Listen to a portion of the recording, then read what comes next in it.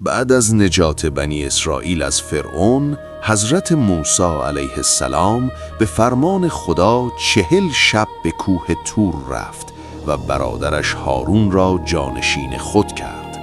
در غیاب موسی که کمی بیشتر از 40 روز طول کشید، مردی به نام سامری از سادگی مردم سوء استفاده کرد و از طلاهای قوم گوساله‌ای ساخت و با نیرنگی عجیب آن را چنان جلوه داد که صدا می‌داد. مردم فریب خوردند و گفتند این خدای ماست.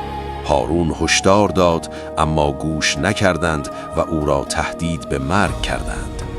وقتی موسی بازگشت خشمگین شد و بر سر قومش فریادها کشید. سپس به فرمان خدا گوساله طلایی را سوزاند و سامری را از قوم بنی اسرائیل طرد کرد و به او گفت برو در این دنیا محکومی تنها بمانی و بگویی لا مساس، یعنی به من دست نزنید، و همچنین در آخرت به عذابی سخت دچار خواهی شد که راه فراری از آن نیست.